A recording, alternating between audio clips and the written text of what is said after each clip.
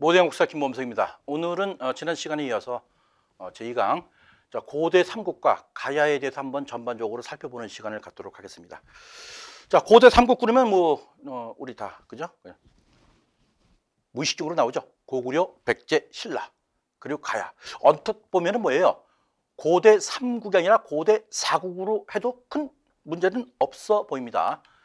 자, 고대 삼국의 성장과 발전을 한번 볼게요. 자, 고구려부터 보겠습니다. 자, 고구려는 이 고주몽 우리 잘 알고 계시죠? 그래서 이렇게 이때는 이제 오부족의 이제 이들이 각각 독립적인 그런 지배층을 형성하고 있었어요. 그래서 계류부, 전로부, 순노부, 관노부 뭐 이런 파들이, 그래서 여기에서 힘이 센 강력한 그런 출신들이 왕이 되고 그랬죠. 자, 이런 상황에서 이제 쭉 고구려가 이제 668년에 멸망하죠. 그때까지 왕들이 쭉 이제 배출이 되는데 약 한 27, 8명의 이제 왕이 이제 배출이 되지만은 그 중에서 그 많은 왕들을 우리가 다 알 필요는 없고 역사적 또는 또 우리가 꼭 알아야 할 그런 왕들을 우리가 한번 또 정리를 해야 되겠죠. 자, 고국천왕 한번 보겠습니다.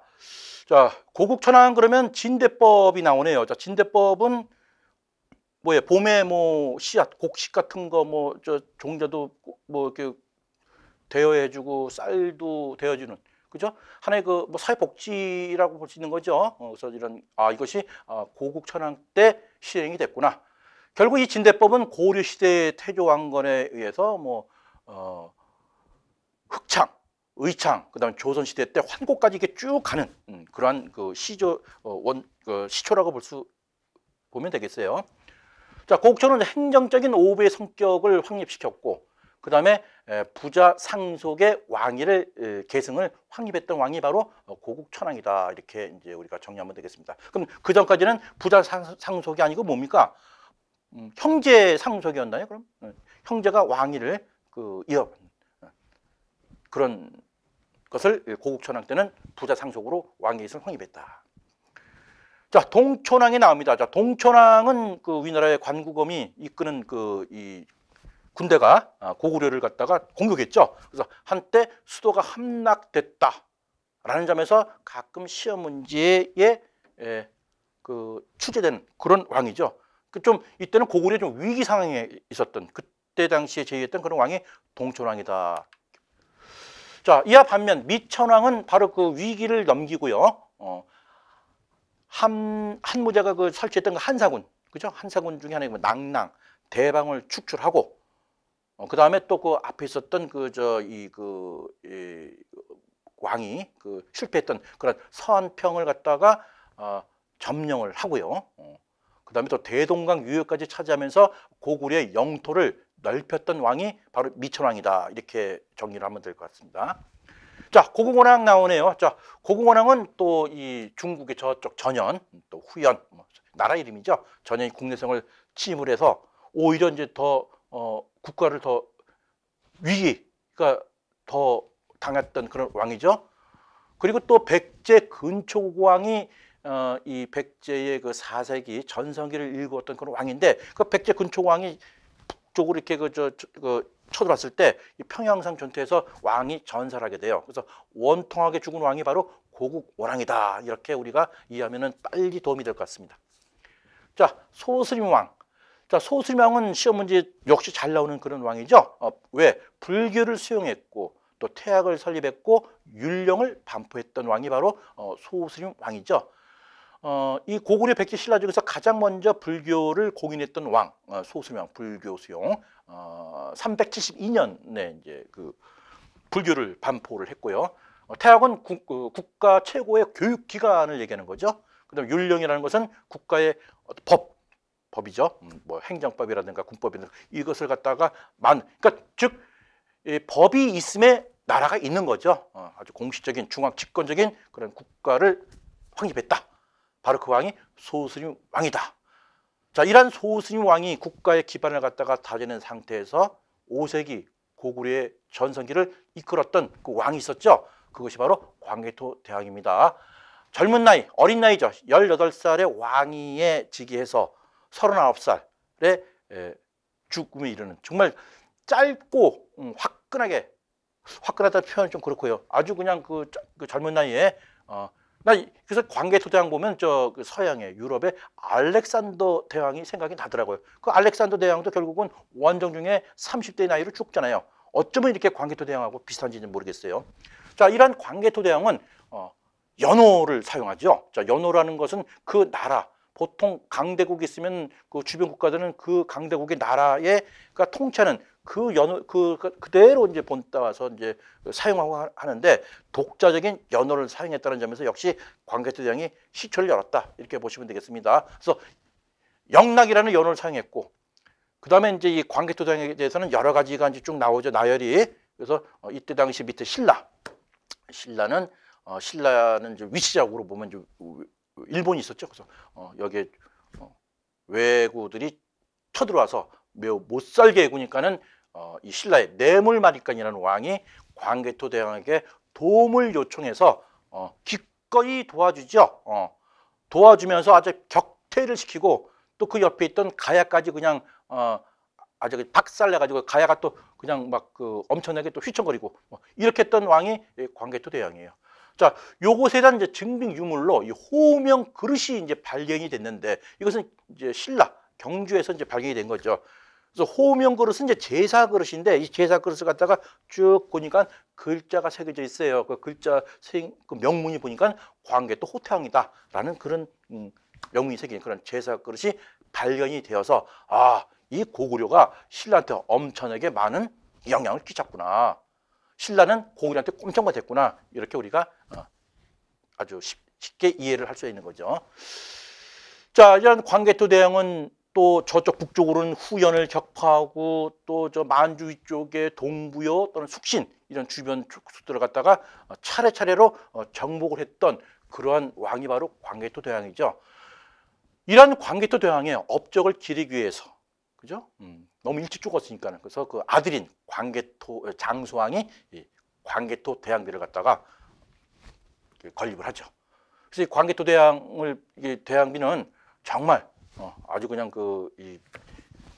이 광개토 대왕으로 말씀드릴 것 같으면은 뭐 고주몽의 맷대 손으로서 쭉 나가면서 그 다음에 신라를 갖다가 격퇴하고 백제를 물리치고 가야를 그래서 이러한 훌륭한 이러한 그 광개토 대왕을 우리는 꼭 길이길이 보존하고 그리고 이러한 비석을 잘 관리를 하라 이런 식으로 내용이 있는 이런 그 광개토 대왕비를 아들 장수왕이 만들었다라는 점 한번 잘 정리를 하면 될 것 같습니다.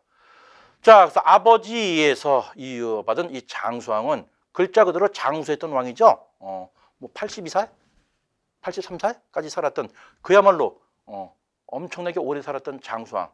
그러면서도 많은 또 아버지의 비견들만큼 많은 그 업적을 또 그 쌓았던 그런 왕이 바로 장수왕이죠. 자, 그런데 이 장수왕은 우리 고구려가 많은 영토를 가지고 있던 그 만주 지역에서 한반도로 들어오게 되죠. 즉 수도를 평양으로 천도를 하게 됩니다. 이때가 이제 427년인데 이른바 남진 정책을 추진하게 되죠. 이렇게 남진 정책을 추진하게 된 이유는 여러 가지가 있지만은 남진 정책 추진만 우리가 그냥 알자고요. 자, 그 남진 정책의 추진의 일환으로서 우선 백제를 침략하게 되죠. 그래서 백제는 바로 우리가 살고 있는 이 서울 쪽에 위례성을 기반으로 했던 이런 나라인데 이런 한성을 함락을 하게 되는데 이때 백제의 계로왕이 전사하게 되죠. 물론 이 계로왕은 이 국가의 위기를 타개하기 위해서 인근 주변 나라한테 도움을 청하는 행동을 했지만은 시기적으로 너무 늦어서 결국은 장수왕의 침략을 갖다가 막지 못해서 왕이 죽게 됩니다. 마치 그 고궁호랑이 백제의 그 근초공왕한테 죽음을 맞이하듯이 반대로 이제는 백제의 왕이 고구려의 왕에 의해서 죽음을 맞이하게 되죠. 계로왕. 자, 이렇게 장수왕은 남진 정책을 하면서 또한 한편으로는 중국, 이때 당시에는 중국은 이제 그 남북주 시대였거든요. 그래서 남쪽에 있는 나라와 북쪽에 있는 중국 왕조들과 서로 각각 근거리 외교 전략을 구사했습니다. 그러면서 이렇게 계령을 전사시키면서 남으로 쭉쭉쭉 나가면서 왔노라 싸웠노라. 이거는 이따가 할 얘기인데, 그죠? 진흥왕 때. 어쨌든 이런 충주에 중원 고구려비를 건립을 함으로써 이 장수왕이 이렇게 남쪽까지 영역을 확대했구나. 그러한 증빙 그런 유물이죠. 그렇게 보시면 되겠습니다.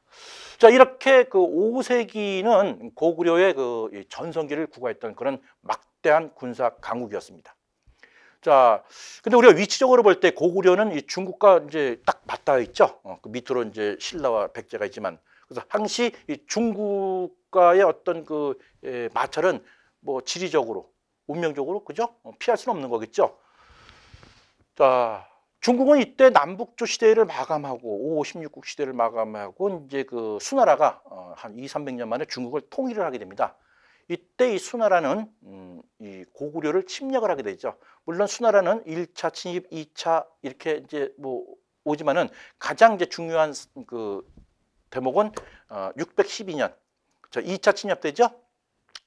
물론 이 이전에 이 수나라가 고구려를 갖다가 침략하기 이전에 미리 우리가 손을 쓴 적이 있어요. 그래서 우리 고구려의 그 영유왕 때 먼저 수나라를 갖다가 선제 공격한 사실도 있습니다. 있어요. 아주 강력하게. 그래서 마침 수나라에서는 그래 너 저 고구려 한번 내가 손을 보려고 그랬는데 네가 먼저 쳐들어오니까 너무 잘 됐네 해서 이 수문제가 30만 대군을 대고 이제 그 고구려를 침범하지만은 각종 뭐 홍수와 재해로 인해서 실패했다라는 점도 우리가 먼저 알고 있고요. 두 번째는 뭐예요? 113만 대군을 몰고서 쳐들어왔다는 게 중요한 거죠. 113만 대군이면 현재 우리나라 군 병력이 오늘날 현대에서도 말이죠 60만 전후인데 이때는 지금으로부터 뭐 천수백 년 전 일인데 그죠? 이때 113만이면 엄청난 대군이죠. 인구도 뭐 좀 중국은 14억이지만 이때 당시에 중국이 얼마나 되었겠어요. 그죠? 그러니 113만 대군을 이끌려고 하면은 뭐 거의 가족마다 한 명씩은 거의 강제로 군사 징용을 할 정도로 아주 엄청난 대군이었죠. 이런 엄청난 대군을 몰고 온 그 2차 침략에서 우리 을지문덕 장군이 살수해서 아주 그냥 이 수나라 군대를 섬멸시키죠. 그래서 이 살수대첩은 우리나라 3대 대첩 중에 하나로 우리가 알고 있습니다. 결국은 수나라는 이 전쟁 때문에 결국은 휘청휘청 해가지고 결국은 이 밑에 이 백성들과 또 군사들의 어떤 그 반란으로 결국 수나라는 통일한 지 얼마 안 돼서 망해버려요. 그런 다음에 다시 당나라가 재통일을 하게 되는데 이 당나라 역시 앞에 있던 수나라가 고구려를 갖다가 침략을 했을 때 저렇게 된통 터지는 거 보고 사실은 전쟁을 좀 안 하려고 했지만은 고구려의 평정 없이는 이 당나라가 또 유지할 수가 없는 상황이고 국제적인 정세가. 그래서 역시 당나라도 이 고구려를 침략하게 되죠. 자, 이렇게 고구려는 수나라와 당나라를 상대로 해서 엄청난 전쟁을 이제 하게 되죠. 자, 이때 연개소문이라는 또 인물이 나오죠. 자, 이때 당시에 그 중국의 어떤 침략을 대비해서 천리장성을 축조하게 되죠. 천리장성은 지금 우리 한반도가 아니라 중국 쪽에 있는 거예요. 그래서 이때 천리장성 축조의 총책임자가 연개소문인데 이때 이 연개소문이 정변을 일으킵니다. 그래서 왕을 죽이고 그리고 새로운 왕 보장을 앉히고 그리고 실권은 완전히 장악한 그런 사건이 있었는데 그것이 이제 연개소문의 정변이죠. 자, 이런 연개소문의 정변을 갖다가 빙자를 해서 고구려를 쳐들어오게 되죠. 자, 고구려와 당나라 전쟁에서 가장 또 우리가 알아야 할 그런 그 전투는 그 안시성 전투죠. 자, 안시성 그러면 우리가 역사 관련해서 뭐 영화에서도 많이 나와서 우리가 또 시청도 하고 했던 부분이 있어요. 그래서 안시성 전투하면은 양만춘 그죠? 그래서 화살을 팡 쏴가지고서 뭐 고려 당터 중에 눈에 화살이 뭐 탁 찍혔다. 그래서 물러났다. 그래서 오히려 뭐 이 양만춘에게 비단과 무엇을 선물로 줬다. 뭐 이런 우리가 설화도 좀 알고 있습니다. 자, 그건 둘째 치고 그죠? 바로 고구려는 바로 이 수나라와 이 당나라를 갖다가 대항해서 전쟁에서 다 승리를 일궜다. 이게 중요한 핵심 키워드죠. 자, 이제 백제 한번 넘어가도록 하겠습니다. 자, 백제는 고위왕, 이때 율령반포 그러면은 이제 이 고구려는 소순왕 때였죠. 잘 비교해서 우리가 정리를 하면 좋을 것 같아요. 또 관리의 공복제정, 즉 공무원들의 어떤 위기에, 그러니까 16관등제를 정비했다 그랬죠. 그러니까 관등에 맞게끔 자기 위치에 맞게끔 유니폼을 만드는 거죠. 그다음에 또 왕이 형제 상속을 또 했네요. 여기는 그죠? 그러면 왕이 형제 상속은 고구려 때 부자 상속했던 사람은 우리 그 어느 왕이라 그랬죠? 고국 천왕이었죠. 고국 천왕. 자, 이러면서 고국 근초고 왕으로 갑니다. 자, 근초고 왕 그러면은 바로 그 고국 원왕을 전사시킨 그런 왕이 근초고 왕이죠. 그야말로 백제를 전성기를 이끈 그런 왕이 바로 근초고 왕이에요. 자, 근초고 왕은 이 사만 쪽이 아니라 마한, 그죠? 지금 전라도 지역 정도 되겠어요. 이쪽을 정복을 하고, 그다음에 이때 이 가장 강력한 그런 이 발전 시기의 왕이었죠. 그래서 이때 공이라는 사람을 통해서 서기라는 역사책을 편찬하겠죠. 물론 이 서기라는 이 책은 현재 전해지지는 않습니다만은 서기를 편찬했다. 주로 역사책을 집필하는 것은 그 나라가 가장 강대할 때 집필하는 그런 공통점이 있습니다. 그리고 근초고왕은 왕이 부자 상속을 확립시켰고, 그리고 고구려와 싸움에서 고국 원왕을 전사시킨 평양성 전투가 있죠. 이 밖에도 근초고왕은 이 일본, 규슈라든가 이런 쪽도 진출했고, 또 중국의 또 요소 지방도 진출했던 그런 왕이 바로 근초고 왕이에요. 또 일본 그 외왕한테 또 그 칠지도 있죠, 칠지도. 이렇게 칼이 있으면은 이렇게 가지 하나, 둘, 셋, 넷, 다섯, 일곱에서 이 칠지도라는 칼을 또 외왕한테 또 하사했던 왕이 근초고 왕이다.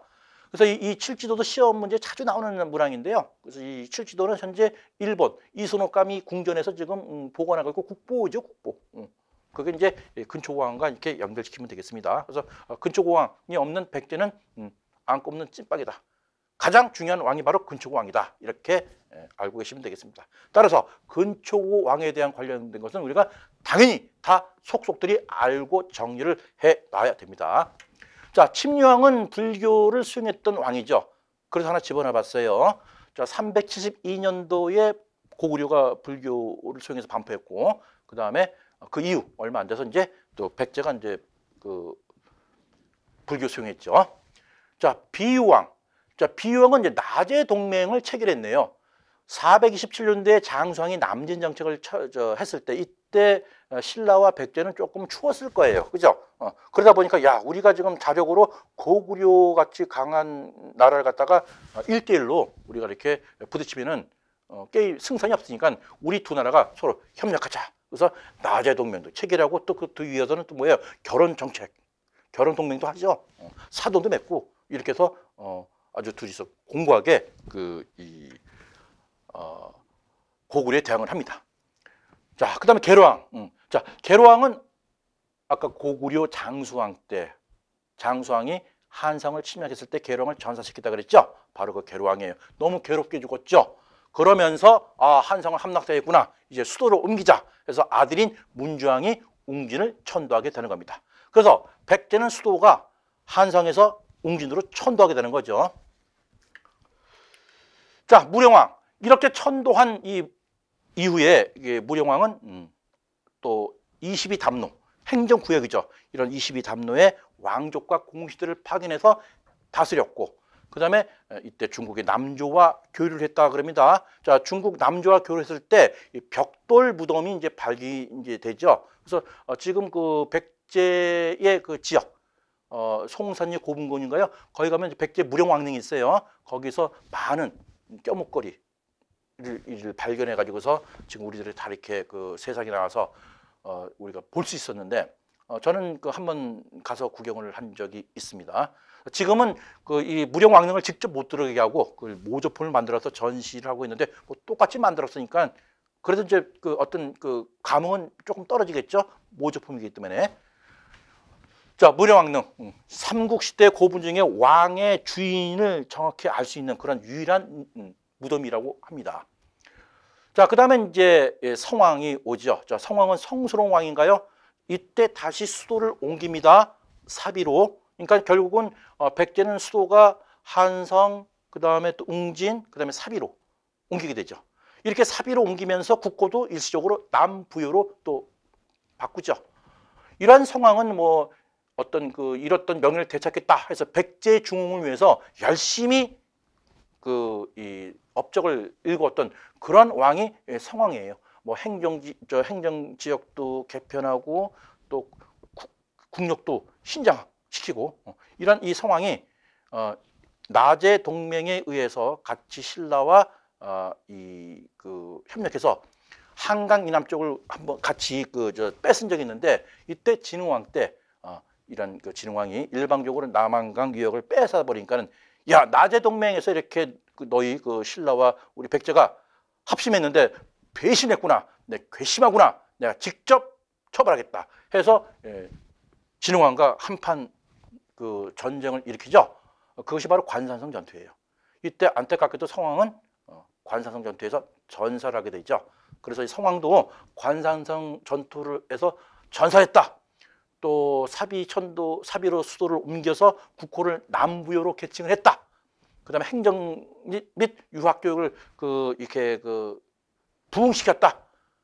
그리고 일본에 또 사신을 보내서 또 많은 유학 관련 문화도 전수해줬다. 뭐 이런 식으로 해서 이 성왕에 대해서 묻는 그런 문항들이 제법 나온다는 거 제가 다시 한번 말씀드립니다. 무왕은 익산에 미륵사를 건립했다. 미륵사 그러면 미륵사지 석탑이 이제 우리가 기억을 해야 되겠죠. 그건 뒤에 나오니까 다시 한번 살펴보도록 하죠.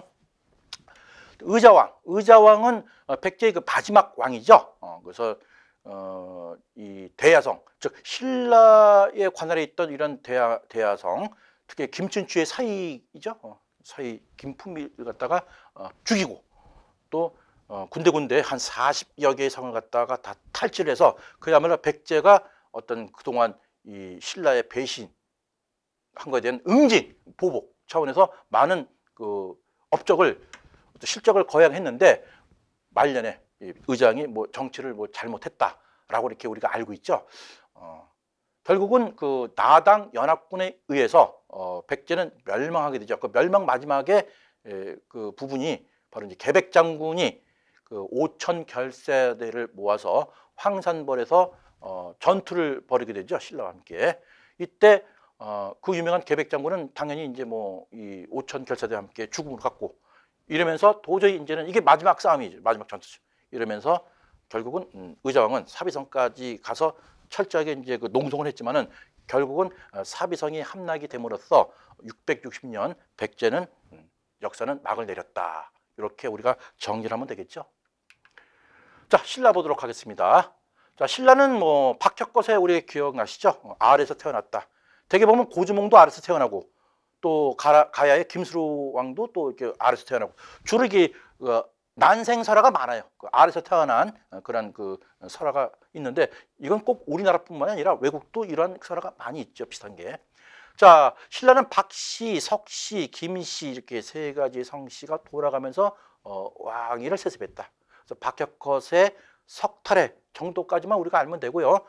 김씨는 이제 이때는 마립간. 다시 여기서 이제 뇌물 마립간이 나오죠. 자, 뇌물 마립간이 이제 김씨예요.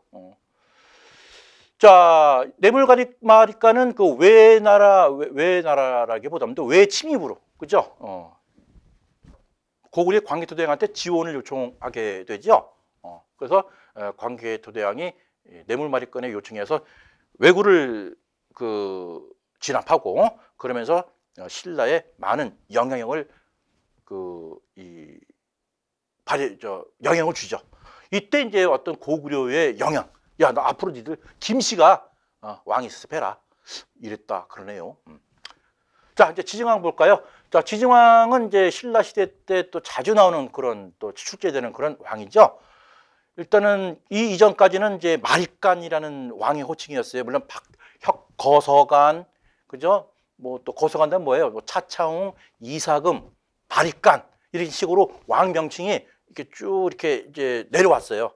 뭐 거서간, 차차웅, 이사금. 근데 그런 뭐 거까지는 우리가 꼭 이렇게 외운다기보다도 알면 좋고 몰라도 시험 문제에 출제된 적은 없더라고요. 그런 거는.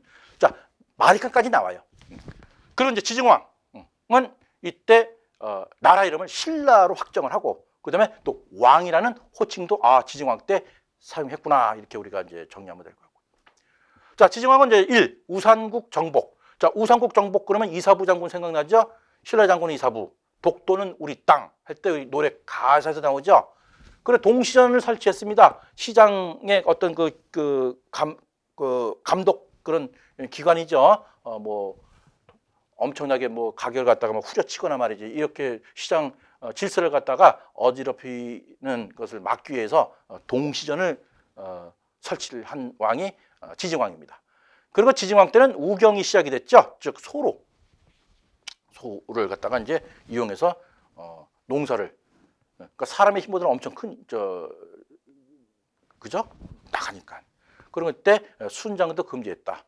자, 그래서 우리 지증왕은 우삼국 정복, 동시전, 우경을 시작했고 순장을 금지했던 왕이 지증왕이다. 이렇게 우리가 잘 구분을 해야 될 것 같습니다. 자, 버프망. 자, 버프망도 시험 문제 매우 잘 나오는 그런 왕이죠. 자, 버프망은 또 율령을 반포하고 불교를 공인했습니다. 자, 불교를 공인했던 것은 이때가 527년경. 그렇다 보면은 고구려 372년도 또 백제 384년도 그리고 신라는 527년. 그러니까 상당히 그 많은 기간 뒤에 이 불교가 여기는 공인됐네요. 그죠? 아무래도 이것은 그동안 이 신라는 위에서 얘기했듯이 그 박씨, 석씨, 김씨 또는 그 전부터 어떤 6개 이상의 촌락들이 그 독립적으로 이렇게 했던 그런 기득권 세력들이 많아서 이런 불교가 이렇게 공인되는 데는 좀 시간이 많이 걸렸다. 다시 얘기해서 이때 당시 불교의 공인이라는 것은 불교는 곧 이 나라를 움직이는 정치적 이데올로기였다. 이렇게 우리가 이해를 하시면 되거든요. 그래서 결국은 왕이 전제 정권을 갖다가 확립하기 위해서는 이 불교의 공인은 피할 수 없는 그런 그렇죠. 하지만 이제 신라는 이런 이 기존의 어떤 촌락을 위시한 그런 기득권 층의 어떤 위력에 밀려서 불교를 공인하지 못하다가 결국은 2차 돈의 순교를 해서 버프왕 때 불교를 공인했다. 이 버프왕 자체가 불교식 또 용어예요. 이것이. 자, 그리고 버프왕은 병부를 설치했다. 그리고 연호를 사용했죠. 건원이라는 연호를 사용했고, 그 다음에 이 광개토동이 도와줬던 그 시대에 가야가 있었는데 그 가야 중에서 김수루왕이 시조가 된 그 금강가야를 갖다가 이때 병합을 하게 되죠. 자, 그 다음에 이제 진흥왕. 자, 진흥왕은 역시 신라의 전성기를 일구었던 그런 대표적인 왕이죠. 자, 진흥왕에 관련된 문항도 매우 잘 나오는 문제죠. 첫 번째 화랑도를 개편해서 국가의 조직적으로 발전시킨 왕이 바로 화랑도다. 이렇게 보시면 될 거고요. 역시 거치부를 통해서 국사라는 책을 편찬시켰다. 그리고 한강 유역을 차지를 해서 이쪽 지역에 순수비를 건립했다. 한강 지역뿐만 아니라 저쪽 북쪽으로도 영토를 넓히면서 위로는 황초령, 마을령비 또 이 한강 주변에는 유역에는 진흥왕 순수비 이런 식으로 해서 영토를 가장 넓혔던 왕이 진흥왕이었다. 그러면서 이 버프왕이 그 금강가야를 병합을 한 이후에 약 30년 뒤에 대가야까지 정복을 했다. 그러한 왕이 바로 진흥왕이다. 그래서 우리가 버프왕과 진흥왕의 어떤 업적, 사실 이런 그러니까 지증왕, 버프왕, 진흥왕, 그죠? 이 쓰리 왕에 대해서는 우리가 반드시 잘 구분해서 정리를 좀 해야 되겠죠. 자, 이러면서 6세기 진흥왕 시대 이후에 그야말로 고구려, 백제, 신라 그야말로 피 터지는 서로 싸움을 하고 있는 거죠. 자, 이런 와중에 이제 드디어 이제 신라가 이제 통일을 하려고 하는 그런 시기가 들어가게 되는 거죠. 나당 연합. 자, 이제 나당 연합 그러면 이제 김춘추가 1등 공신이죠. 선덕 여왕의 명을 받고서 처음에는 백제와의 관계가 너무 안 좋아서 백제한테 우리가 밀리니까는 고구려에게 도움을 요청했다가 연개 소문에 의해서 퇴짜를 맞죠. 그러면서 바로 당나라로 가서 차라리 당나라 연합을 해서 백제와 고구려를 쳐버리겠다. 이게 나당 연합이죠. 자, 이렇게 해서 첫 번째 백제가 멸망이 되죠. 자, 백제가 멸망이 되면서 백제는 부흥운동을 하게 되죠. 이때 대표적인 인물들이 나오죠. 흑지상지라는 장군, 도치미라는 승려, 복신 이렇게 인물이 나옵니다.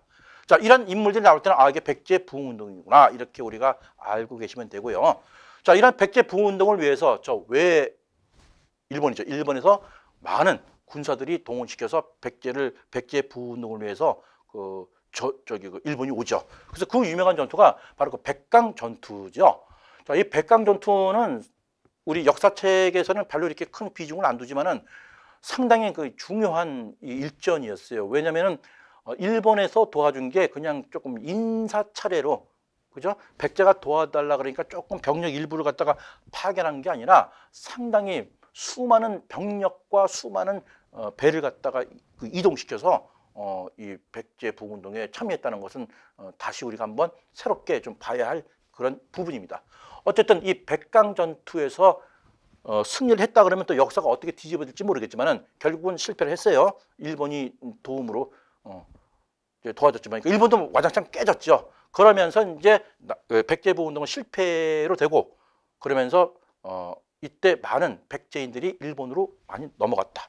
그래서 현재 일본의 어떤 문화의 어떤 시조가 된 사람들이 많다. 이렇게 우리가 이해를 하시면 될 것 같습니다.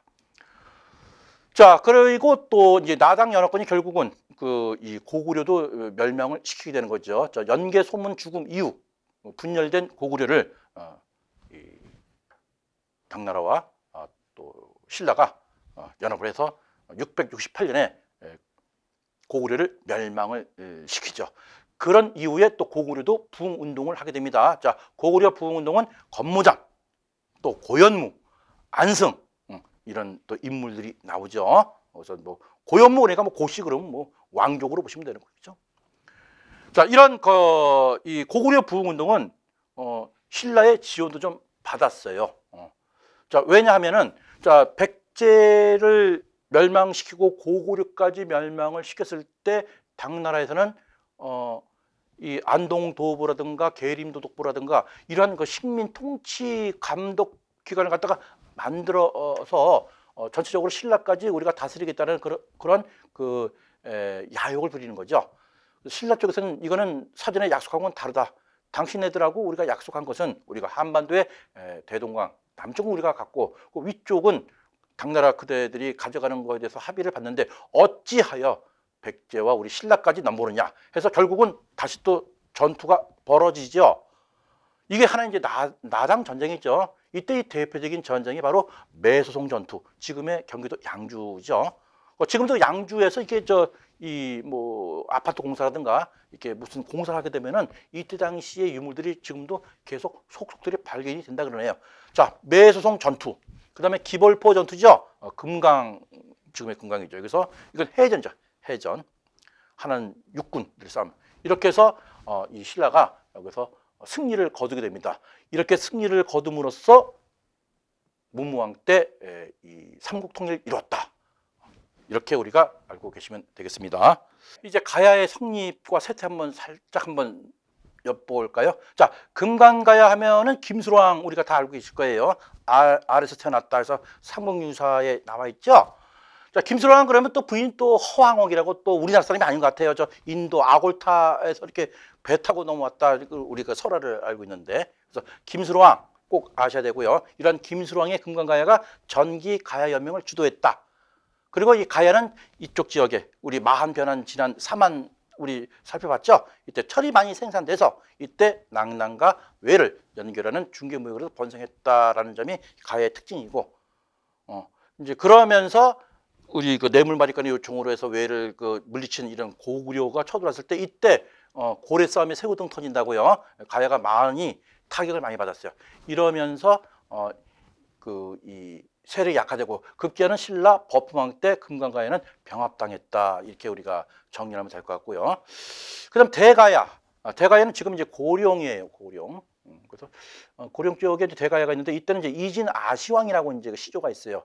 이진 아시왕은 간혹 출제가 되는 그런 왕인데 일설이 뭐 정확하진 않지만 김수로 왕의 또 뭐 형이다라고도 이렇게 그 설명을 해요. 그래서 이 대가량, 대가야 고령. 여기서는 주로 이제 출토된 유물 이런 것들이 이제 사진과 더불어서 이렇게 시험 문제에 출제가 자주 되니까는 금간가야와 대가야 잘 구분을 해가지고서 우리가 이렇게 정리를 하면 될 것 같습니다. 자, 이제 지금까지는 정치 쪽을 우리가 많이 살펴봤는데 이런 고구려 백제 신라의 그 대표적인 문화 유적들도 우리가 한번 정리를 하는 것도 매우 중요하겠죠. 한번 살펴보도록 하겠습니다. 자, 고구려는 금동 연가 7년명 열애 입상 그랬어요. 이게 어느 왕 때인지는 모르겠지만 이것이 서기 700년대에 만들어진 건 사실이에요. 그래서 아예 그냥 7년명, 그죠? 그래서 열애 입상이 이제 유명하고, 그다음 고분벽화 유명하죠. 고분벽화는 이제 그 무덤에서 발견된 건데요. 특히 대표적인 것이 사신도.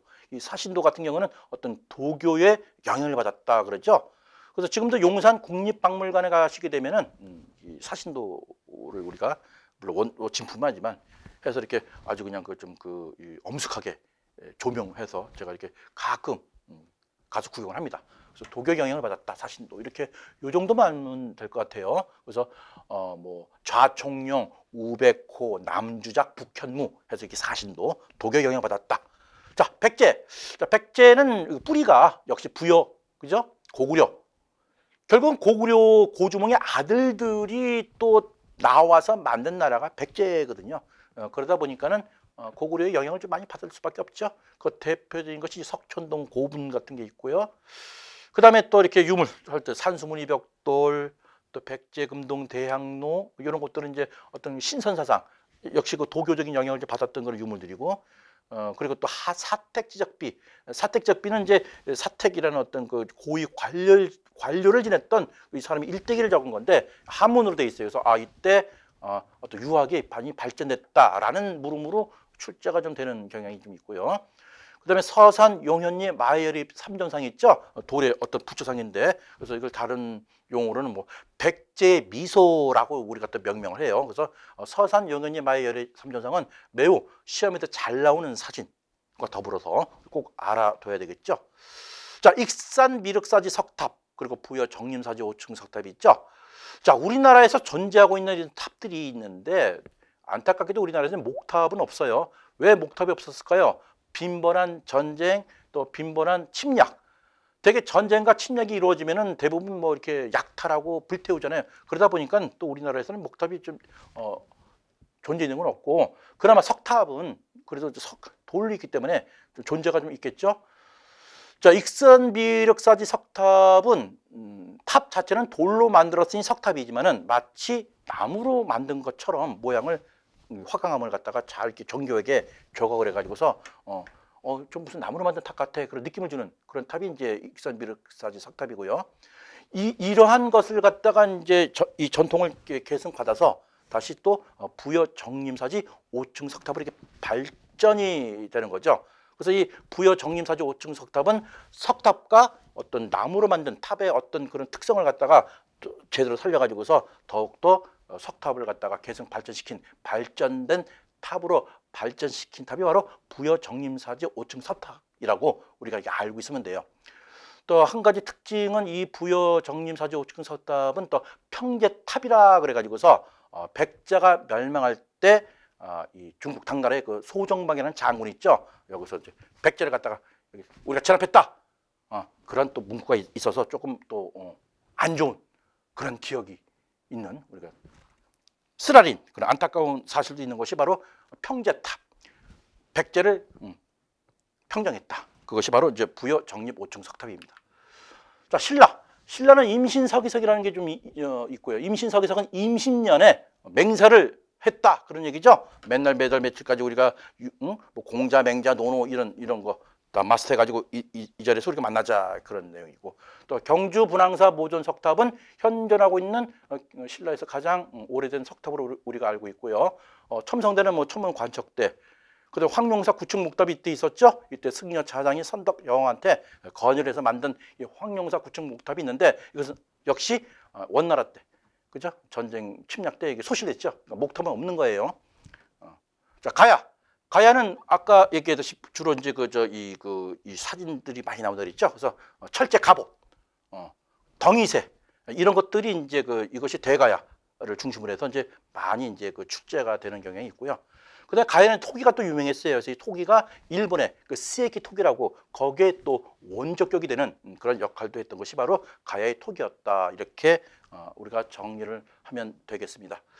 자, 오늘 이 시간에는 우리가 고대 삼국과 가야의 전반적인 또 이렇게 시험에 자주 나오는 그러한 내용을 가지고서 한번 살펴보았습니다. 자, 모두의 한국사 김범석이었습니다.